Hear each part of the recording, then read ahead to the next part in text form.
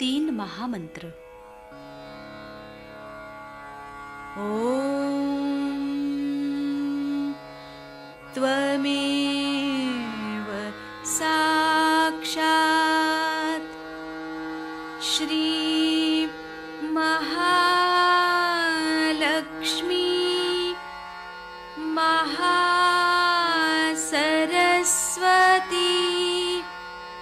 महाकाली त्रिगुणात्मिका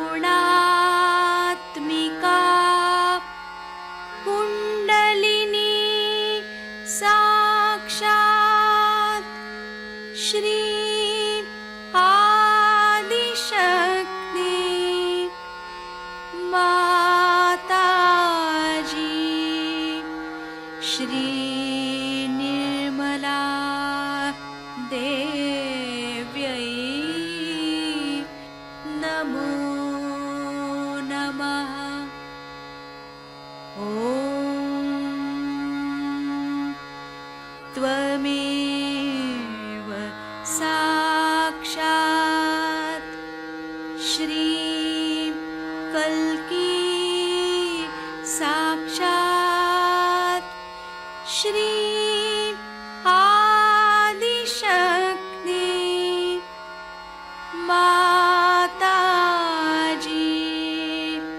श्री निर्मला देव्यै नमो नमः। ॐ त्वमेव साक्षात् श्री कल्की साक्षात् श्री सहस्रार स्वामिनी मोक्षप्रदायिनी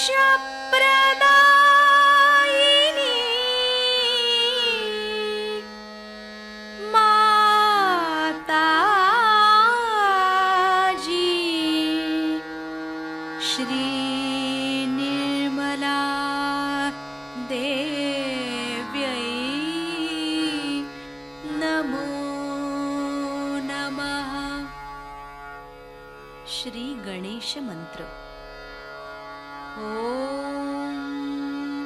त्वमेव साक्षात् श्री गणेश साक्षात् श्री आदिशक्ति माताजी श्री निर्मला देव्यै नमो नमः।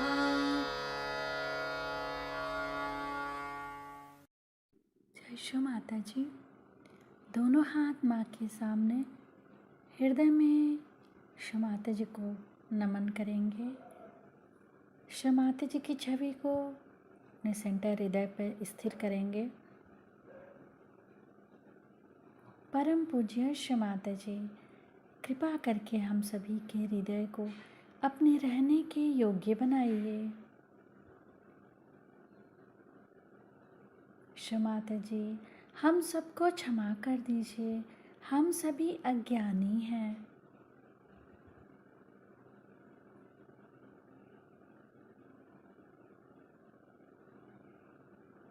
श्री माता जी, हमारे इस हृदय को और पावन कीजिए ताकि आप यहाँ आ सकें।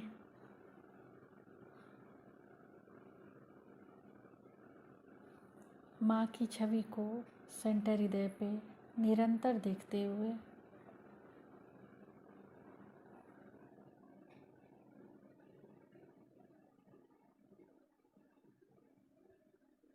धीरे धीरे अपने संपूर्ण चित्त को दोनों हाथों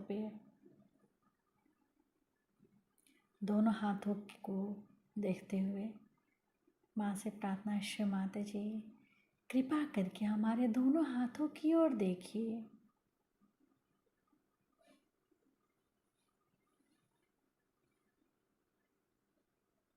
धीरे धीरे अपने संपूर्ण चित्त को सेंटर मूलाधार।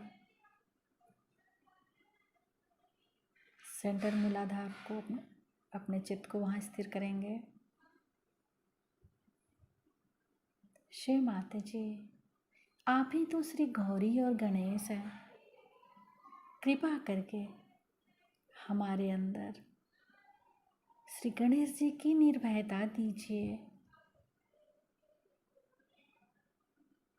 शिव माता जी, हमारे अबोधिता और पवित्रता की रक्षा कीजिए।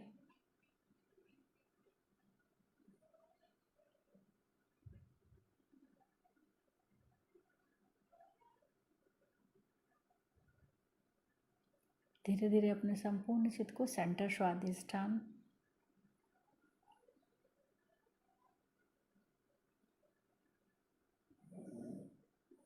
सेंटर नाभि, पूरा भवसागर,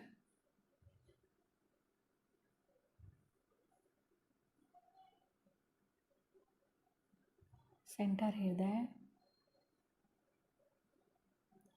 सेंटर विशुद्धि, फ्रंट आज्ञा। फ्रंट आज्ञा पर श्री निर्विचारिता मंत्र। ओम त्वमेव साक्षात् श्री निर्विचारिता साक्षात् श्री आदि शक्ति माता जी श्री निर्मला देव्यै नमो नमः।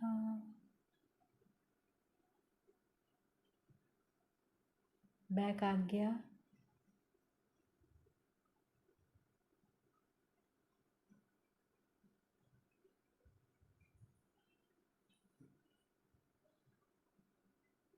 सहस्त्रार।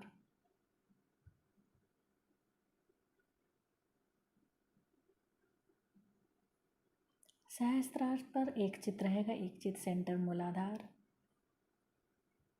दोनों जगह एक साथ।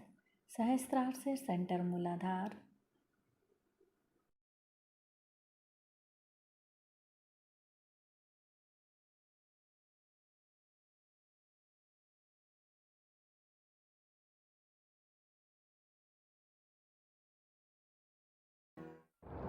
सत्य को खोजने वाले आप सभी साधकों को हमारा नमस्कार। इस भारतवर्ष में अनादिकाल से सत्य की खोज होती रही, ये हमारे शास्त्रों से ज्ञात होता है और अनेक मार्गों से हमने सत्य की खोज की।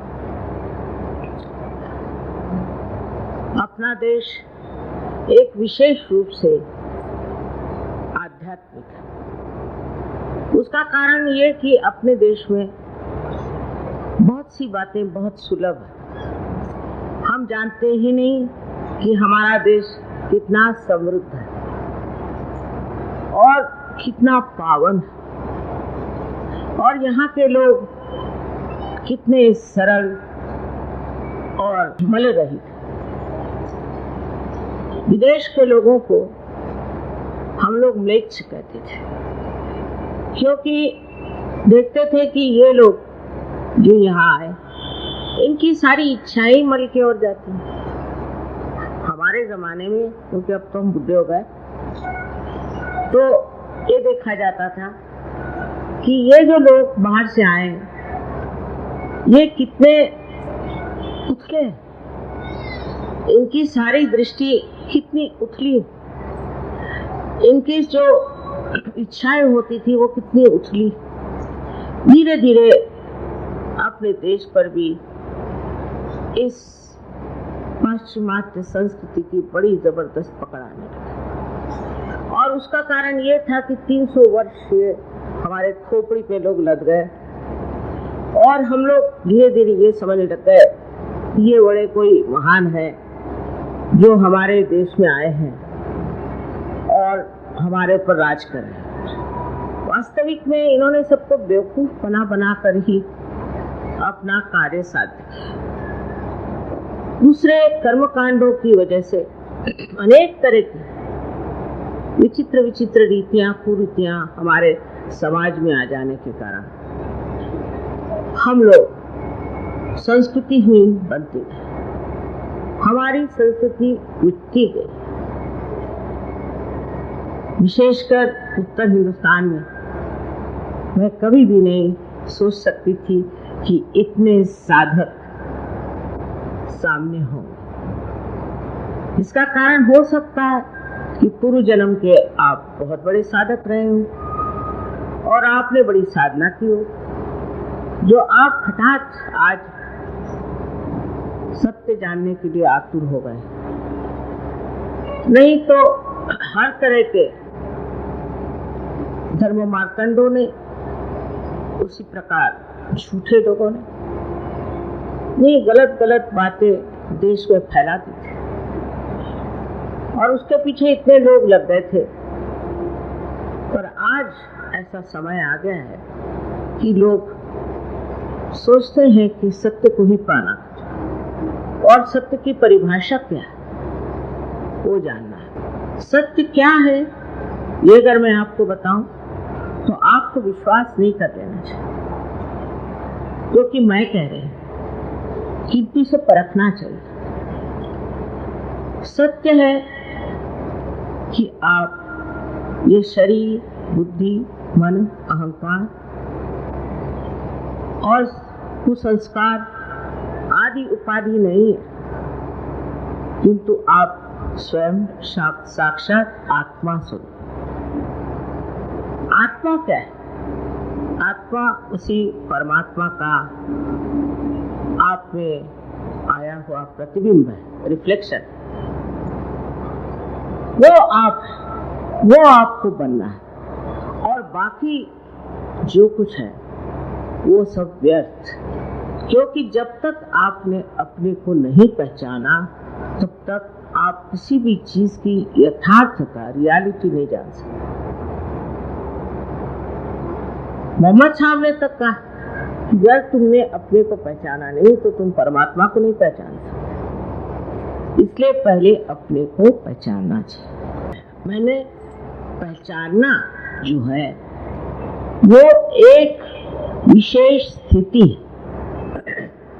आज आप मानव स्थिति में, और मानव स्थिति से आगे और कोई स्थिति जरूर होनी चाहिए, नहीं तो आजकल का जो हम संसार में उपद्रव देख रहे हैं और जो हर तरह की नष्ट भ्रष्ट व्यवस्थाएं देख रहे हैं, तब इसका कोई न कोई ऐसा मार्ग तो होगा ही जिससे मनुष्य का उद्धारण हो जाए। उनके उद्धार की बात तो सब साधु संतों ने करी और जितने भी बड़े बड़े अवतरण हुए उन्होंने कही। फिर वो उद्धार कब होगा और कैसे होगा? सहज प्रणाली की बात मैंने कही, ऐसी बात ये अनादि काल से इसे सहज कहा जाता है। जो ये प्राप्त करना है यह है सहज। पर पहले जमाने में ऐसे ऐसे लोग हो गए जो गलत रास्ते पर लोगों को ले जाते थे। ये किताब पढ़ो तो हो जाएगा, गंगा जी में नहाओ तो हो जाएगा, नहीं तो और कुछ उपद्रव करो तो हो जाएगा। ऐसी नानाविध उपकरणों से लोगों को आच्छादित कर दिया, पूरी तरह से ढक दिया, उनका दिमाग में भर दिया। अब जैसे एक छोटी चीज है सत्यनारायण की पूजा, अब लोग उस पर दिमाग भी नहीं लगाते कि जब नारायण स्वयं सत्य स्वरूप है तो उसमें सत्य लगाने की अंधे जैसी ये सारी प्रथाएं हमारे यहाँ होती रही। ये हिंदू धर्म में हुआ ऐसा नहीं, ईसाइयों में इससे भी ज्यादा और उससे भी ज्यादा मुसलमानों में।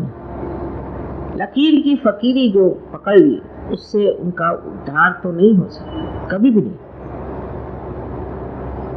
लेकिन जो कहा गया है कि तुम्हारे ही अंदर वो है, उसे खोजो, उसको प्राप्त करो। उस चीज को सब भूल जाते।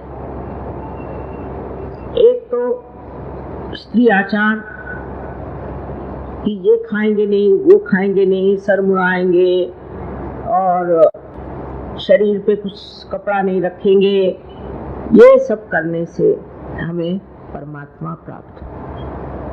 एक सादी सरल बात को सोचना चाहिए कि परमात्मा आपके पिता है। कोई भी पिता चाहेगा कि मेरा बेटा भूखा मरे, और जो पिता के पिता, सारे पिताओं के पिता, जो जिनसे कि पिता का स्वभाव हम पितृत्व को प्राप्त करते हैं, वो परमात्मा ये चाहेंगे कि आप अपने सर मुड़ाओ और भूखे मरो। किंतु मनुष्य धर्म के मामले में सोचता नहीं कि जो धर्म हम पालन कर रहे हैं उससे क्या लाभ, उससे हमने क्या प्राप्त किया। हम तो जानते हैं कि जितने ऐसे धर्मावलंबी हैं जो धर्म के लिए बहुत कठिन से कठिन तपस्या वगैरह करते हैं, वो इस कदर गुस्से होते हैं कि उनके पास जाना मुश्किल, और अगर आप जाइए भी तो कोई लकड़ी वकड़ी लेके साथ जाइए, क्यों? उनको तो बात बात में गुस्सा आता है। अभी मैंने एक इसमें लिखा कि कारण क्या है, इसका साइंटिफिक कारण। साइंटिफिक कारण ये है कि हमारे अंदर जो जीन्स है उसका एक डेटाबेस है, उसमें 3 चीजें हैं। एक तो कार्बोहाइड्रेट्स है, एक नाइट्रोजन, एक फास्फोरस। जिस वक्त हमारे अंदर तपस्विता घुस जाती है, तब जल जल के हमारा पानी खत्म हो जाता है। ये जो पेशियां, सेल्स है, इसका पानी खत्म हो गया। अगर फास्फोरस को आप पानी से निकाल लीजिए तो भड़क जाएगा, और इसलिए लोग जो है वो भड़क जाते। तो इस कदर की तपस्विता बहुत ही शांति के विरोध में, क्योंकि शारीरिक ही ऐसी क्रिया है। इसलिए आपने देखा पहले जमाने में दुर्वासा एक थे, वो ऐसे शाप देते थे। उनको सिर्फ शाप देना ही आता था, किसी को उद्धार किया नहीं मैंने सुना। यह अध्यात्म नहीं, आत्मा का प्रकाश एक तरफा नहीं चलता, चारों तरफ चलता। और ऐसा आदमी अपनी शांति में, अपने गौरव में शांत। ये स्थिति आने के लिए कोई चीज छोड़, उसको छोड़, उसको छोड़, कोई चीज छोड़ने की जरूरत। जो भी कुछ संसार में है वो वहां अपनी जगह है। जैसे ही आप अपनी आत्मा को प्राप्त करेंगे, कुंडलिनी के जागरण से ये जब घटित होगा, तब आप देखेंगे कि सबके साथ आपका तादाद है। और ऐसी ऐसी कविताएं सूझेंगी, ऐसी ऐसी बातें दिमाग में आएंगी, इतनी सूक्ष्म, जो आपने कभी सोचा भी नहीं, कभी आपने देखा भी नहीं, कभी आपने गौर भी नहीं किया, आपके ध्यान में भी वो बात नहीं आई।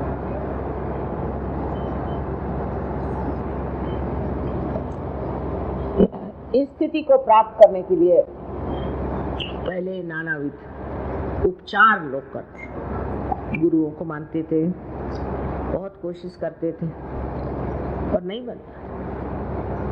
ये बात बिल्कुल सही है कि कुंडलिनी का जागरण बहुत कठिन है। और एक बार किसी ने श्री रामदास स्वामी, जो कि शिवाजी के गुरु थे, उनसे पूछा कि कुंडलिनी का जागरण कितनी देर में होता है। उनका जवाब था कि तत्क्षण, उसी क्षण होता है, लेकिन लेने वाला भी चाहिए और देने वाला भी चाहिए।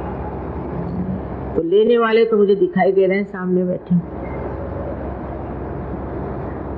और ये जमाना ऐसा है, इस जमाने में आदमी आदमी एक कश्मकश में इतना ज्यादा। ये जमाना ही कलयुग की घोर कलाओं का, त्रासिक मानव का एक बहुत ही जालिम जमाना है।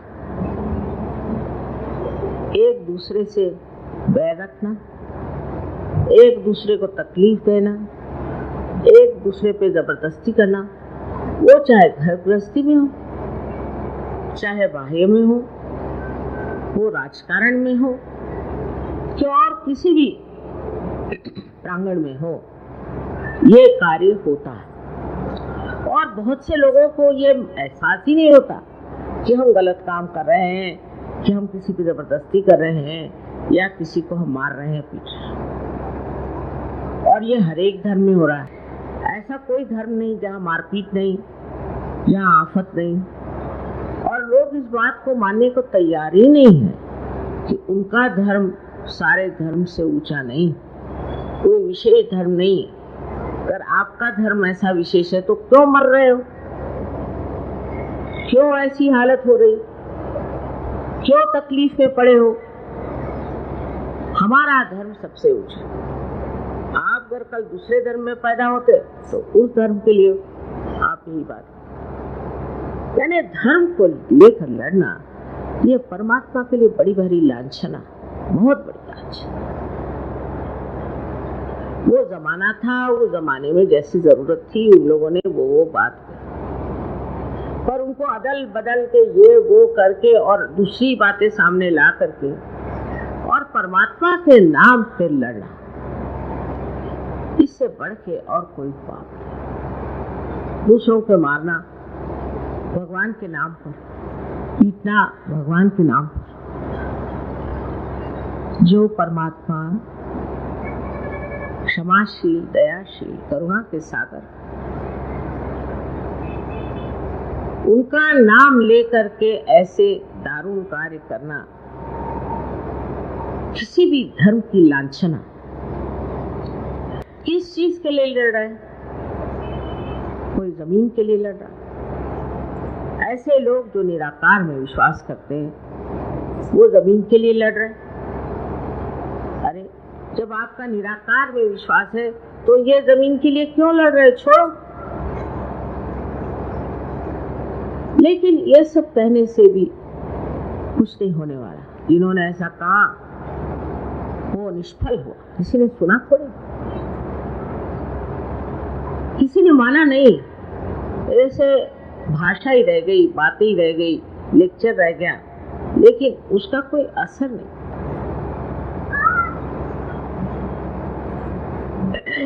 कारण ये कि मनुष्य अंधकार में अज्ञान के पड़ा हुआ है। वही कबीर ने कहा कि कैसे समझाऊं सब जगह अंधा।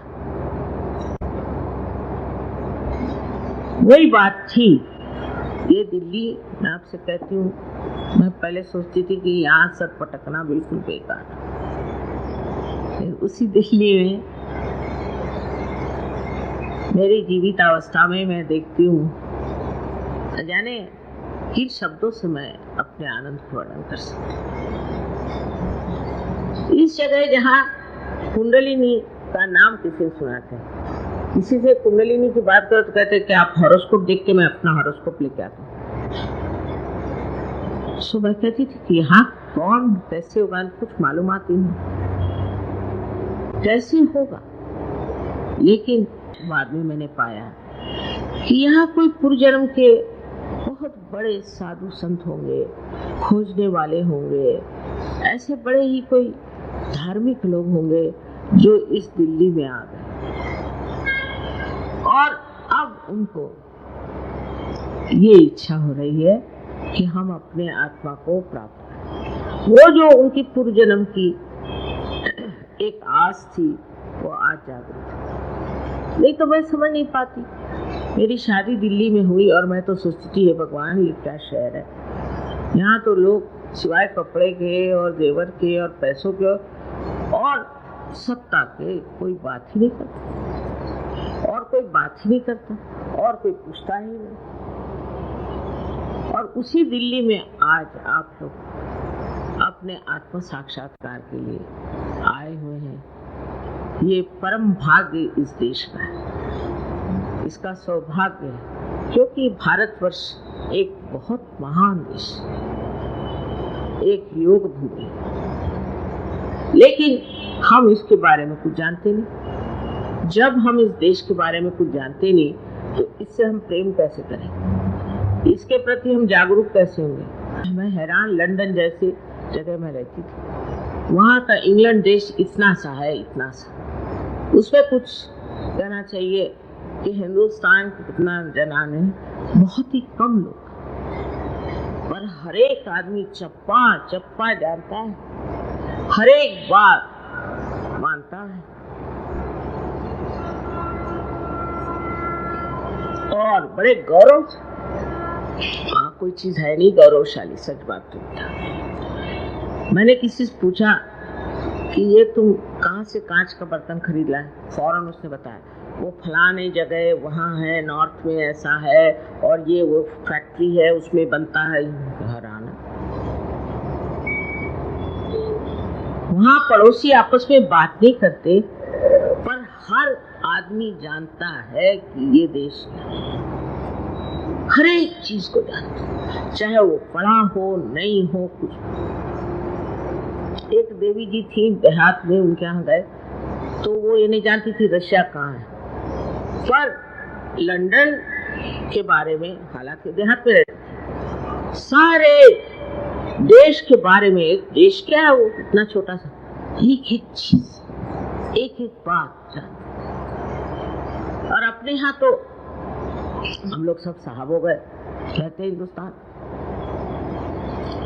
या क्या हो गया पता नहीं, किसी के बारे में कोई बात किसी को मालूम नहीं, अड़ोसी पड़ोसियों की बस बुराई करते थे। ये मैं पहले की बात बता रहा, अब नहीं।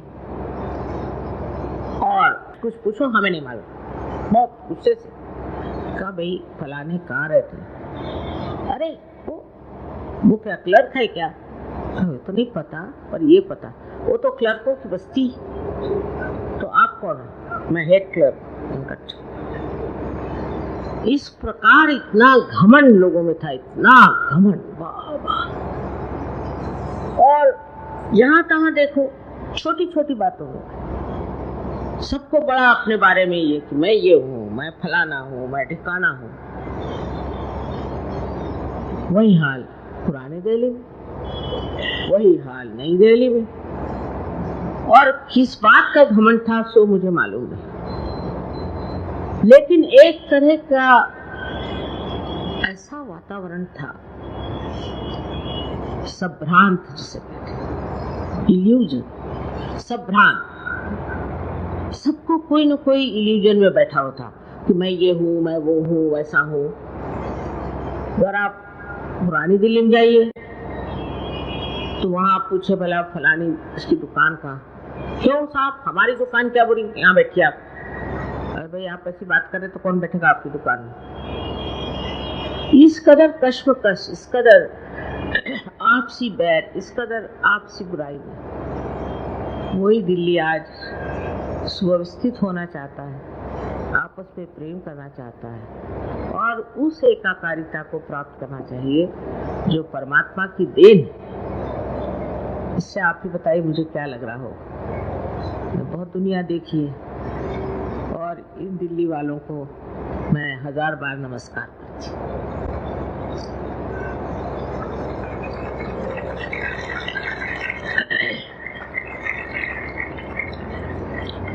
अब आप लोग अपनी जिम्मेदारियां भी समझें। आप ऐसे शहर में रहते हैं कि जिससे अपने भारतवर्ष की शौहरत सारे दुनिया में जानी जाती है। दिल्ली में जो कुछ भी होता है वो सारे दुनिया में जाना जाता है। क्या हो रहा है यहाँ पर, यहाँ के लोग कैसे हैं। एक आदमी कहीं दिल्ली में मर गया तो सारी दुनिया में शोहरत हो जाएगी और 25 आदमी और कहीं मर जाए उससे कोई मतलब। तो इसका मतलब ये तो हो गया कि आप महत्वपूर्ण हैं और आपका महत्व ये है कि आप इस देश के प्रतिनिधि। इस योग भूमि के, इस भारतवर्ष के आप प्रतिनिधि। आज आप आत्म साक्षात्कार के लिए आए, या बहुतों को हो भी गया, किंतु ये समझ लेना चाहिए कि जो आत्म साक्षात्कारी हैं उनका अपना अपना एक विशेष स्थान होता है, और दिल्ली वालों का भी एक विशेष स्थान मैं मानती हूँ कि राजधानी में आप बैठे और इस राजधानी में जो आत्म साक्षात्कारी होंगे, जो आत्मा को प्राप्त करेंगे, उनके अंदर एक विशेष वैभवशाली शक्ति का प्रदर्शन होना चाहिए, और वो वैभवशाली शक्ति है प्रेम और सत्य। सत्य और प्रेम दोनों एक। जब आप सत्य को जानेंगे तो आप अपने आप ही शांत हो जाएंगे। जब आपने सत्य को जान लिया तब फिर एक शुद्ध होने में या डिस्टर्ब होने की कौन सी बात है? कुछ भी नहीं, क्योंकि आप जानते हैं सत्य क्या है। पर सत्य और प्रेम दोनों चीज एक है। जिसने सत्य को जाना वो प्रेम से ही जान सकता है। जैसे आप किसी को प्रेम करते हैं तो उसके बारे में आप सब जानते हैं कि इनको क्या अच्छा लगता है, क्या बुरा लगता है, क्या कहना चाहिए, क्या नहीं कहना चाहिए, क्या खाते हैं, क्या पीते हैं, सब चीज आप जानते हैं। उनके बोलने का इशारा क्या है, सब चीज आप जानते हैं। अगर आप प्रेम करते हैं और उसके लिए लगन रहती, तो जब आप प्रेम से सत्य को जानिएगा तभी वो सत्य है। और अगर आप चाहें कि आप प्रेम को हटा दें तो सत्य बुझ जाएगा, सत्य रहे नहीं। क्योंकि सत्य की जो शिखा है, उसकी जो दीप्ति है, वो प्रेम के ही तेल पर चलती है। और प्रेम का मतलब ये नहीं कि हाँ भाई मैं तो अपने लड़की से प्यार करता हूँ, मैं लड़के से प्यार करता हूँ, मैं भाई से प्यार करता हूँ, मैं घर से प्यार करता हूँ, ये प्यार है। इसके लिए एक शब्द संस्कृत में निर्वाज, निर्लेप माने अलिप्त, डिटैच्ड। और आप लोग कहेंगे कि माँ प्रेम अगर निर्लेप हो जाए तो बहुत सी बातें छूट जाएंगी। ऐसा नहीं। एक पेड़ की ओर देखिए, उसके प्रेम की धारा, उसका रस सारे पेड़ में चढ़ता है, हर जगह जाता है। उसके मूल में जाता है, उसकी शाखाओं में जाता है, उसके पत्तों पे जाता है, फूलों में जाता है, फलों में जाता है, लेकिन रुकता नहीं। या तो विलीन हो जाता है आकाश की ओर, या वापस पृथ्वी में चला जाता है। वो किसी जगह रुकता नहीं। अगर वो रुक जाए, समझ लीजिए उसको एक फल बड़ा पसंद आ गया या एक फूल बड़ा पसंद आ गया, तो वो पेड़ ही मर जाएगा और वो फल और फूल सभी मर जाएंगे। इसलिए जिसका देना है उसका वो देना चाहिए। जिसको जो रस देना है वो अपने घर में, गृहस्थी में, समाज में, अपने देश में और सारे विश्व में जिसको जो देना है वो दीजिए, लेकिन उसमें लिपट न जाए। उसमें लिपटना जो है वो एक तरह से कहना चाहिए जिसे अंग्रेजी में ऑब्सेशन कहते हैं, एक चिपक हो गई। अब वो कोई सी भी चीज हो, उससे आपकी प्रेम की शक्ति क्षीण हो जाए, बढ़ेगी नहीं। कहते हैं कि उदार चरिता नाम वसुधैव कुटुंबकम, सारी वसुधा ही, सारी सृष्टि, सारा धरा ही उसका कुटुंब है। ये प्रेम की महिमा है। और इस प्रेम की महिमा को अगर आपने जान लिया तो आपको आश्चर्य होगा कि आत्मा के दर्शन से ये घटित होता है।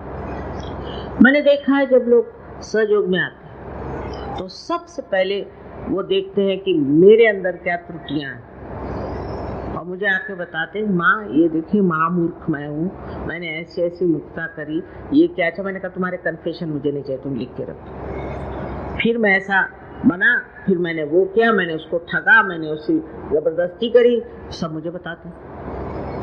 पहले मुझे दिखाई नहीं देता, अब तो मानो जैसे मेरे सामने मेरा एक आत्मा एक शीशा बन के खड़ा हुआ और मुझे गलतियां समझ में आ रही और मैं सोचता हूँ मैं इतना खराब था। तो मैंने कहा चलो जो हो गया सो बीत गया, अब भूतकाल तो है नहीं, खत्म हो गया, छोड़ो उसे, अब वर्तमान में तुम खड़े, वो सब स्वच्छ हो गया। और जिस तरह से कमल गंदे पानी से निकल करके सुरभित होकर ऊपर आ जाता है और इस सारे वातावरण को सुरभित करता है, उसी प्रकार अब तुम हो गए, भूल जाओ। इसलिए जो गत है, जो भूत है, उसे भूल जाओ। और पर वो भूल ही जाता है, बाद में धीरे धीरे उसकी जब प्रगति होती है तो भूल जाता है। मैं रशिया में थी तब वहाँ कू हुआ तो मैंने सजोगिस कहा, अरे तुमको कोई घबराहट नहीं हो रही क्या? तुम्हारे यहाँ कू हुआ है, पता नहीं कौन राज्य में आए क्या। चले माँ, हम तो परमात्मा के साम्राज्य बैठे, हमको क्या डरना, साफ कह दो, हम तो परमात्मा के साम्राज्य में। ये एक स्थिति है, ये बकवास से नहीं होता। लोग बड़ी बड़ी बातें करेंगे, ये करेंगे वो करेंगे, ऐसे नहीं। सबसे बड़ा गुण मनुष्य में तब आता है कि वो निर्भयता से अपने को देखता है, उसको भय नहीं लगता। वो ये नहीं सोचता कि मैं ये कैसे सोचूं, मैं क्या, क्योंकि वो अपने से अलग हटके, वो जो पुराना था वो उतर गया और अब नया सामने। और ये जो नया जीव सामने आया है, ये अत्यंत सुंदर और गौरवशाली, स्वाभिमानी। ये नहीं कि अपने को सबके चरण छू महाराज बने, ये बात, इसमें अपना स्वाभिमान, और उस स्वाभिमान में जो स्व है वही आत्मा। इसी स्व के तंत्र को जानना ही सहज। जिसने इस स्व के तंत्र को जाना वही स्वतंत्र हो जाता है। स्व का तंत्र का मतलब यह है कि अपने आत्मा के तंत्र को जानना। अभी तक तो हम इस बुद्धि से या हमारे संस्कारों से पड़ी हुई बातों से चिपके हुए थे। अब हमारे अंदर आत्मा का जागरण होगा और उस जागरण में हम सब चीज को स्पष्ट देख रहे हैं। पहले तो अपने को देख लें, फिर अपने समाज को देख लें। अब हमारे यहाँ बहुत से लोग हर एक धर्म में से आए, मुसलमान हैं, हिंदू हैं, क्रिश्चियन हैं और बुद्धिस्ट हैं, महावीर के लोग हैं, सब तरह के लोग इस सहयोग में आए। और सबसे पहले मैंने ये देखा कि उन्होंने अपने समाज के बारे में मुझे बताया। जैसे कोई जैनी आए तो उन्होंने बताया, माता जी जैनियों का दिमाग ठीक करो। कोई सिख आए, उन्होंने बताया भाई सिखों का दिमाग ठीक करो। कोई ईसाई आए तो उनको, माँ ये ईसाइयों को कब ठीक करोगे आप। हर एक में मैंने ये चीज देखी कि फौरन वो अपने से हट करके अपने समाज को देखते, अपने घर के लोगों को देखने लगते, समाज को देखने लगते, फिर देश को देखने लगते और फिर पूरे विश्व को, सारे ग्लोबल प्रश्नों को लेकर के वो उलझ जाते हैं कि माँ देखो ये प्रश्न है, अब देखो वहाँ ये हो रहा है, आपको कुछ न कुछ करना होगा, आपको देखना होगा। मैंने कहा तुम अब दुनिया भर की मेरे ऊपर क्यों परेशानी डाल रहे, आप ही कर सकते, इसको आप करिए, इसको आपको ठीक करना है, ये आदमी ठीक नहीं उसको ठीक करिए। इस तरह से उलझ गए किस चीज में कि जो सारे विश्व का प्रश्न है। बताइए, एक सर्वसाधारण मनुष्य, एक खेतीहर है, वो सिर्फ अपने खेती की बात करे तो समझ में आता है, पर वो भी देख करके कहने लगा कि अच्छा ये राबिन को मार डाला इन लोगों ने, ऐसा क्यों मार डाला? माँ आप इनकी शांति के लिए कुछ करो, इनके शांति का ठिकाना लगा। मैं हैरान हो गई, इसलिए कहाँ से पढ़ा, मैं अखबार में आया था, एक शांति के दूत को मार डाला। आंखों में आंसू, कहाँ वो, इन्होंने कभी उसको देखा भी नहीं, जाना भी नहीं कौन था कौन नहीं, पर अखबार में पढ़ा हूँ। इस प्रकार एक सारे ही विश्व के साथ तादाद विश्व का जो आत्मा है, विश्वात्मा, उससे एकाकारिता घटित होती है। और जो वो आत्मा दुखी है वही अपने अंदर मनुष्य महसूस करता है, ऐसा वो विशाल हृदय होता है। उसको अपनी छोटी छोटी बातें, छोटी छोटी यातनाएं नहीं सोचता। वो ये नहीं सोचता कि मुझे ये तकलीफ है, वो तकलीफ है, ये परेशानी है, बिल्कुल नहीं सोचता। उसको लगता है ये विश्व के प्रश्न कैसे ठीक होंगे, ये विशालता। फिर ऐसे आदमी के अंदर शक्ति आ गई, वो भी परमात्मा की शक्ति। जब वो ये सोचने ही लग गया तो वो प्रश्न भी ठीक हो जाता है। उसकी इस विशालता से वो प्रश्न भी अपने आप हल हो जाता है। बहुत से लोगों को मैंने देखा है कि माँ देखिए, ऐसा हुआ एक बार कि हमें बड़ा प्रश्न पड़ा कि फलाने देश में ऐसी लड़ाई हो गई। तो हम लोगों ने सोचा प्रार्थना करें, मेडिटेट करें, कुछ करें और इच्छा करें। तो दूसरे दिन पेपर में आया कि सब शांति हो। अब कोई विश्वास नहीं करेगा अगर कहा जाए कि ऐसा कोई कर सकता है, लेकिन क्यों नहीं विश्वास करता मनुष्य? क्योंकि मनुष्य अपनी विशालता को, अपने बड़प्पन को जानता नहीं। जब तक उसने अपने को पहचाना नहीं तो वो अपना बड़प्पन कैसे जानेगा? वो कैसे जानेगा कि वो क्या चीज है, उसकी गरिमा क्या है और उसकी शक्तियां क्या है? आत्मदर्शन के बाद आपको ये सब प्राप्त हो सकता है। कुंडलिनी के बारे में तो आप जानते ही हैं क्या है, चक्रों के बारे में भी आप जानते हैं कि क्या है, और चक्रों के जागरण से क्या होता है, अभिव्यक्ति। अभी अगर हम सिर्फ यही बात करें, किसी ये तंदुरुस्ती अच्छी होती, वो तंदुरुस्ती होती, तो लोग कहेंगे कि आपके अस्पताल खोले बैठे। सिर्फ अपनी तंदुरुस्ती अच्छा करना ये अब सहयोग का कार्य नहीं रहा, ये जमाने लगा। पहले जो आता था वो मेरे बाप के, नाना के, दादा के, बाबा के सगे लड़के को कुछ होता, फिर माँ उसको आप ठीक कर, फलाना शराब पी रहा है तो फलाना ये कर रहा है तो फलाना वो कर रहा है, यही चीज चलती थी। अब वो नहीं रहा। अब मुझे हैरानी होती कि मनुष्य कितना विशाल हो रहा है इस देश में, इस विशालता को प्राप्त कर रहा है। अब आप ही सोचिए कि एक जमाने में इस देश में ऐसे लोग हुए थे, ऐसे मनन करने वाले, ऐसे दृष्टा लोग हुए थे, जो विश्व के प्रश्न को लेकर के चलते थे, घरगुती छोटे ओछे सवालों के पीछे नहीं दौड़ते। अब इन लोगों की आप व्याख्याएं सुने, इन लोगों का दर्शन ले, तो इसी देश में ऐसे महान लोग हो गए जिन्होंने हमेशा महान बातें सोची, महान कार्य।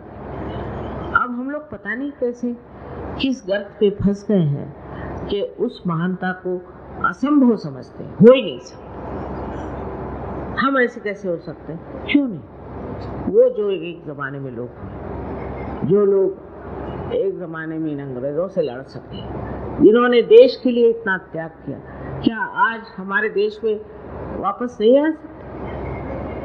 वो और कौन से देश में जाएंगे जिन्होंने इस देश को इतना प्यार किया? वो क्या इस देश में फिर से जन्म नहीं ले सकते? जिन्होंने त्याग किया देश के लिए, बहुत सारी यातनाएं उठाई, आज वो लोग फिर सहजीवों में से जागरूक हुए।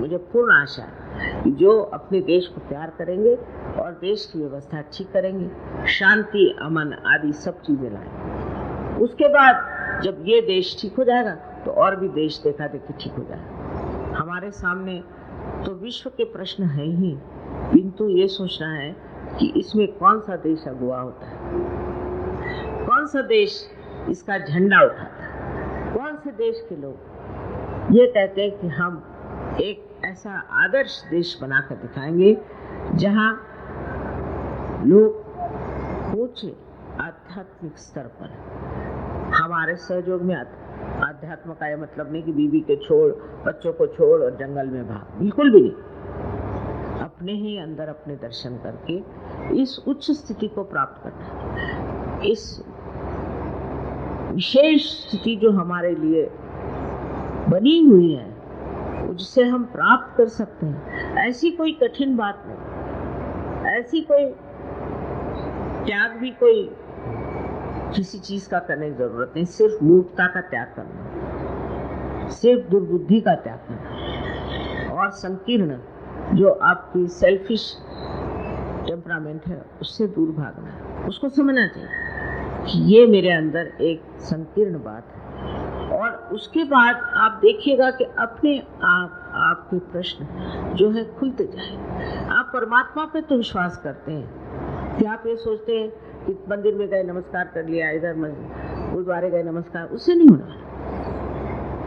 अंदर में ये विश्वास जो आज तक हम करते हैं, वो धर्म हमारे अंदर नस नस में बस जाना है। इस धर्म की महिमा ऐसी है कि इस धर्म के कारण अनेक महात्माएं इस देश में, मैं तो कहती इससे ज़्यादा तो किसी देश में हुए नहीं। इस देश में जितने महात्माएं हुए और कहीं नहीं हुए, जितने साधु संत हुए उतने कहीं नहीं हुए। इसका मतलब अपना भारतवर्ष एक महान योगदान सारे दुनिया को दे सकता। मैं अभी चाइना गई थी तो मुझे बड़ा आश्चर्य हुआ कि चाइनीज वैसे तो पॉलिटिकली चाहे हमारे विरोध में हो, लेकिन कहते थे कि हम तो हिंदुस्तान से बहुत कुछ अपेक्षा करते हैं, बहुत कुछ एक्सपेक्ट करते हैं। मैंने कहा क्या? पहले अध्यात्म।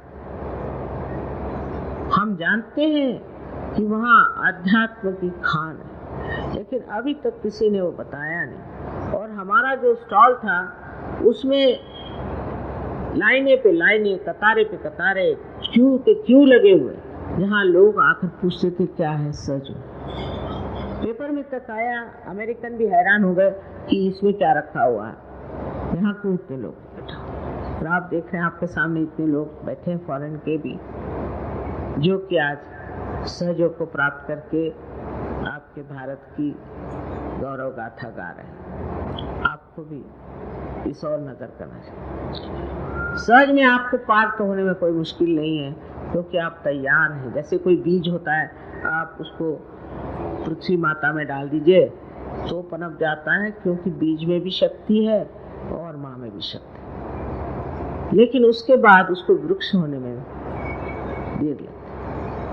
वो जरूरी है, क्योंकि आपकी विशालता तभी दिखाई देगी जब आप वृक्ष स्वरूप हो जाए। उसके लिए ध्यान करना और ध्यान में उतरना, उछलेपन से सहयोग नहीं किया जा सकता। इसका मजा तो तब आता है जब आप आध्यात्म में डुबकियां लगाते हैं, उसमें पूरे गहरे बैठ जाएं, तभी आपको सहज का मजा आएगा और तभी आप समझ जाएंगे कि आप क्या और आप कितने विशाल हैं। और सब होते हुए भी अंदर से आप में एक तरह की ऐसी शांति और समाधान विराजमान रहेगा कि उस शक्ति के द्वारा ही आप अपने चित्त से ही चीज ठीक कर सकते हैं। ये मैं आपको बता सकता हूँ कि आपका चित्त ही इतना सुंदर हो जाएगा कि उस चित्त के जहाँ भी ध्यान जाए, उस चित्त से आप बहुत सी चीजें ठीक कर सकते हैं। तो थोड़ा सा अपने संकीर्ण वातावरण से निकल करके अपने को, अगर आपको और ऊंची दशा में लाना है तो ध्यान धारणा जरूर करें। बगैर ध्यान नहीं, ध्यान ही से सब चीज व्यवस्थित होगी। अब यही बात है कि हमसे लोगों ने कहा कि आदमी लोग तो बहुत ध्यान करते हैं, औरतें कम करती हैं। आश्चर्य की बात है, मैं एक औरत ही हूँ, मैं भी स्त्री हूँ और मेरा भी घर है, मेरे बच्चे हैं, सब कुछ है।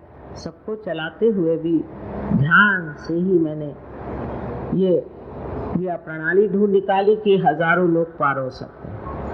तो मैं ये विनती करूं कि भी औरतें अगर घर में ध्यान करें तो बच्चे भी ध्यान करते हैं। औरत शक्ति का बड़ा पुण्य है, और जहाँ औरतें ध्यान नहीं करेंगी वहाँ बच्चे भी नहीं करेंगे। बच्चों को संभालने के लिए बहुत जरूरी है कि पति तो करे ही, क्योंकि पति जो है वो चालना करता है घर की, और स्त्री जो है उसका रक्षण करती है। तो अगर पति ने ध्यान धारणा करी तो पत्नी भी करे, बच्चे भी करे, और फिर सबसे बड़ी सहयोग की बात यह है कि ये सामूहिक है, सामूहिक, अकेले नहीं। मैं अपने घर में पूजा करता हूँ माँ, और तो भी मुझे बीमारी हो गई, अकेले में नहीं। जो सामूहिकता में आप आएंगे, जब सामूहिक में सहयोग को मानेंगे, तब आज का वर्तमान का सहयोग है।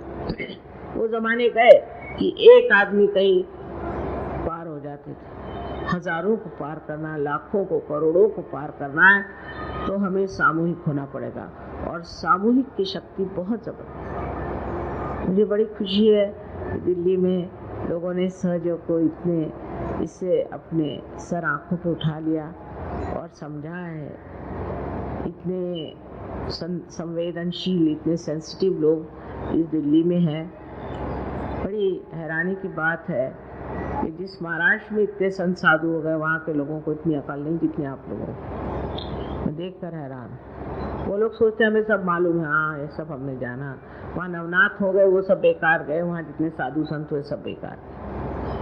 और इस तरह से जो आप लोगों ने इसको समझाया, अपनाया है, इसको बढ़ाने के लिए अपना एक व्यक्तिगत इंडिविजुअल ध्यान भी करना चाहिए और एक सामूहिक ध्यान में समावेश करना चाहिए। मैं मानती हूँ हमारे पास जगह की कमी है और उसके लिए कुछ करना चाहिए। धीरे धीरे सब कुछ हो जाएगा, लेकिन जहाँ भी सामूहिक आप हो जाएंगे, आप फिर और कोई बात करेंगे ही नहीं, सहज की ही बात। अभी तो शुरुआत है और इससे आगे और भी हर जगह हमारा प्रोग्राम होने वाला है। जो लोग आ सकते हैं जरूर आए। कि जिनको रियलाइजेशन नहीं चाहिए उन पर जबरदस्ती नहीं हो सकती, ये जबरदस्ती की चीज नहीं। आपके मन में शुद्ध इच्छा होनी चाहिए। सोचते हैं कि नहीं है, हमें चाहिए नहीं, तो भी अच्छी बात है, आप तशरीफ ले जाए। लेकिन जो यहाँ आए हैं उन सबको सम्मिलित होना पड़ेगा। कोई चाहे कि हम नहीं इसमें सम्मिलित हो, तो ऐसे लोग मेहरबानी से बाहर चले जाए, क्योंकि यहाँ कोई तमाशा नहीं होता। ये चीज अंदर घटित होती है, बाहर नहीं घटित होती। तो पहली बात ये कि आप इसको अपने हृदय से चाहें कि आपको आत्म साक्षात्कार होना चाहिए। और दूसरी बात यह है कि अगर आप सोचते हैं कि मैं पापी हूँ, मैं खराब हूँ, मैं बुरा हूँ, मेरे लेक्चर से भी किसी के दिमाग में ऐसी ऐसी बात आ गई कि मैं ठीक नहीं हूँ और मैं बहुत बुरा आदमी हूँ या कुछ ऐसी बात लगी, तो मेरा लेक्चर आप भूल जाइए। और ये भी भूल जाइए कि आज आप वर्तमान में ऐसे बैठे हैं निष्पाप, आपने कोई गलती नहीं करी। आप अपने को कृपया एकदम से माफ कर दें, क्योंकि अगर आपने अपने को माफ नहीं किया और आप सोचते हैं मैंने ये ज्यादा गलती की, वो गलती की, मैं गिल्टी हूँ। ये बीमारी परदेश में ज्यादा है, हिंदुस्तान में कम है। यहाँ लोग ज्यादातर नहीं सोचते मैंने गलती करी, पर अगर कोई सोचता हो तो ये विनती है कि वो अपने को माफ कर दे। बहुत से लोग कहते हैं कि आप पापी हैं और आप इस पाप का दंड दो, इसमें इतना पैसा दो, ये वो। माँ के नजर में कोई बच्चा पापी नहीं होता। वो माँ क्या जो बच्चों के पाप को माफ न कर सके। इसलिए आप अपने दिमाग से ये बात कतई निकाल दीजिए। दूसरी अंजाना की बीमारी हो सकती, तीसरे आपके जो ऑर्गन्स हैं वो भी आलसी हो जाते, लिथार्जिक हो जाते। इसलिए आप कृपया अपने को तो पूरी तरह से माफ कर दीजिए इस वक्त। कोई अपनी गलतियां मत सोचिए, कोई अपने गड़बड़ मत सोचिए। अब इसके बाद दूसरी बात यह है कि आपको तो किसी को नहीं माफ कर सकते, बड़ा मुश्किल है। किसी को कर सकते, किसी को नहीं कर सकते, ऐसा भी। लेकिन सोचने की बात ये है कि आप माफ करें या न करें, आप क्या करते हैं? कुछ भी नहीं। सिर्फ दिमागी जमा खर्च है कि हम उनको माफ नहीं करेंगे या माफ नहीं करेंगे। सो क्या, करो या नहीं करो। लेकिन जब आप ऐसा सोचते हैं तो आप अपने को छलते हैं, और जिसको आप माफ नहीं कर रहे हैं उसके गलत हाथों आप खेलते हैं और अपने को दुखी करते हैं। तो बेहतर है आप सबको माफ करें। माफ करते वक्त याद ये रखना चाहिए कि किसी भी एक इंसान के बारे में, दो इंसान के बारे में मत सोचिए, पर सबको ही एक साथ माफ कर दीजिए, क्योंकि उनके लिए सोचना भी एक दर्द, सरदर्द हो सकता है। इसलिए सबको एक साथ माफ कर दीजिए। माफ कर दो तो बहुत जरूरी है, खासकर इस वक्त। ये समय, ये क्षण ऐसा महत्वपूर्ण है कि इस वक्त अगर आप माफ नहीं करेंगे तो कुंडलिनी चढ़ेगी नहीं, आपको आत्म साक्षात्कार नहीं मिलेगा। इसलिए आप सब कृपया सबको माफ कर दीजिए। पूरी तरह से ये कहो कि मैंने सबको माफ कर दिया, किसी के बारे में सोचो भी नहीं, सबको मैंने माफ कर दिया। इससे आपको अभी एकदम से बड़ी शांति मिलेगी, बड़ा अच्छा लगेगा। दूसरी चीज ये है कि जब ध्यान करेंगे, जब मैं कहूँगी उससे पहले ही हो सकता है तो जूते उते उतार लें तो अच्छा है। ऐसे तो सभी लोग जमीन पर बैठे हैं, पर जो लोग कुर्सी पर बैठे हैं अगर जूते उतार करके बैठे तो अच्छा है। Know all the conditions. For all Sir Yogis I need not explain to you. So first is that you must forgive yourself. You have to forgive everyone in general. Very simple conditions these are. Very logical. Nothing else. कोई मंत्र शंत्र मत बोलिए, कुछ नहीं बोलिए, और ना ही चित्त को कहीं एकाग्र करें। वो अपने आप आपका चित्त ठिकाने लग जाएगा। जैसे कुंडलिनी जब चढ़ती तो चित्त चारों तरफ से ऐसे ऊपर चला जाता है, और यहाँ पर जब भेदन होता है तो चारों तरफ चित्त पे उसका प्रकाश, इस परम चैतन्य का जो चारों तरफ फैली हुई शक्ति है, चारों तरफ फैल जाता है। इसका अनुभव आपको प्रथम आज होगा कि चारों तरफ ये परमात्मा की चैतन्य शक्ति है, जिसे आदि शंकराचार्य ने सलीलम सलीलम, ठंडी ठंडी हवा कहा है। बाइबल में भी इसका वर्णन है और कुरान में भी, हर एक धर्म में इसका वर्णन है। इसको आज आप प्राप्त करें।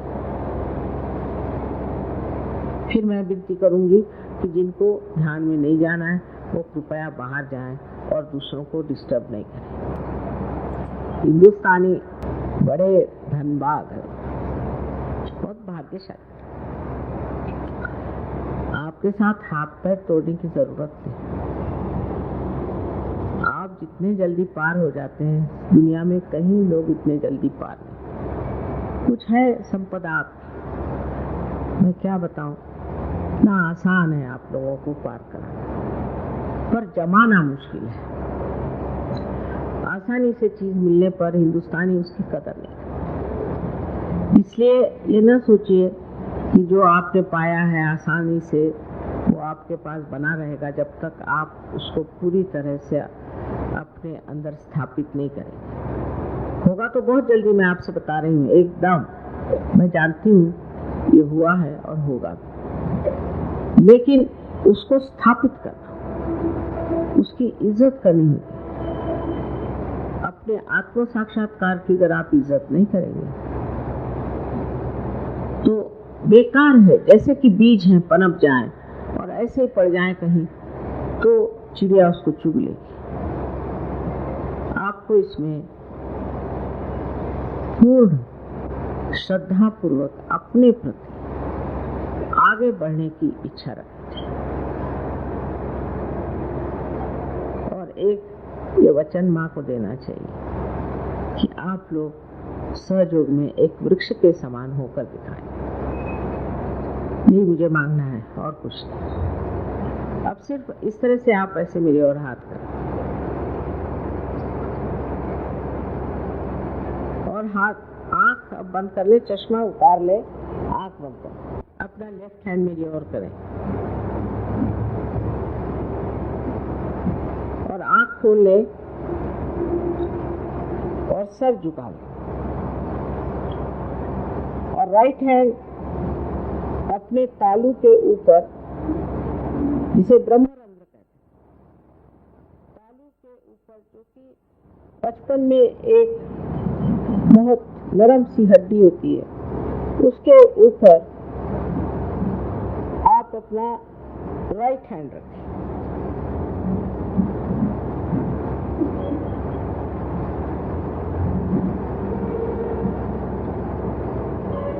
अब आप फिर से सर झुका लें और राइट हैंड मेरे ओर और सर झुका के लेफ्ट हैंड से आप महसूस करें कि आपके तालू के भाग से कुछ ठंडी ठंडी या गर्म हवा जैसे चैतन्य लहरियों की आ रही है क्या? सो देखिए, please put your right hand towards me, bend your head and see for yourself with left hand. This is a cool or a hot breeze, like vibrations are coming out of your fontanelle bone area.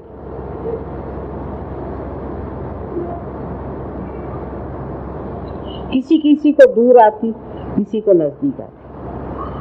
अगर गर्म आ रही है तो मतलब न तो आपने अपने को माफ किया है या दूसरों को नहीं माफ किया। If it is hot, that means you have not forgiven others, nor you have forgiven yourself. So please do that now. आप लेफ्ट हैंड मेरी ओर, फिर से लेफ्ट हैंड करें। Please put your left hand towards me, please again, and put down your head and see for yourself now with your right hand. Again, if there's a cool or a hot breeze coming out of your fontanelle bone area, left hand मेरे ओर करें और अपने तालू से देखिए कि ठंडी और या गरम गरम हवा आपके सर में से आ रही क्या? गरम नहीं आनी चाहिए। अपने घर माफ कर दिया सबको और अपने को माफ कर दिया तो गरम नहीं आएगी, एकदम ठंडी आएगी, बहुत ठंडी भी नहीं आएगी।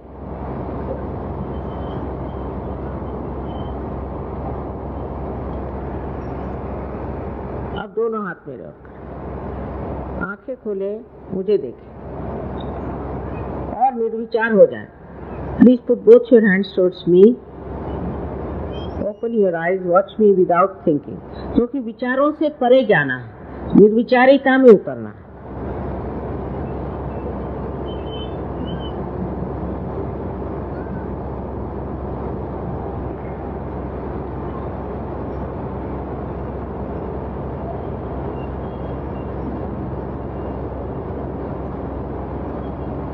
किसी किसी को नीचे से ठंडी हवा आ रही हो तो ऐसे ऊपर कर लें, इस तरह से।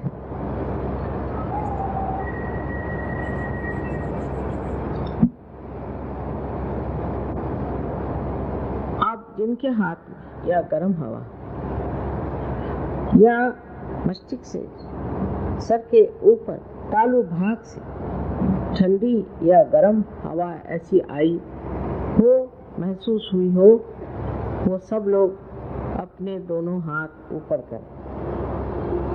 Please raise your hands who have felt the cool bridge.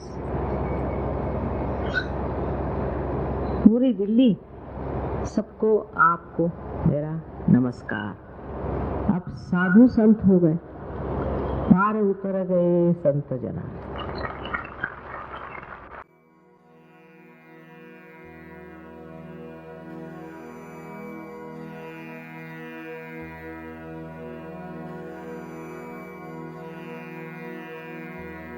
Mm-hmm.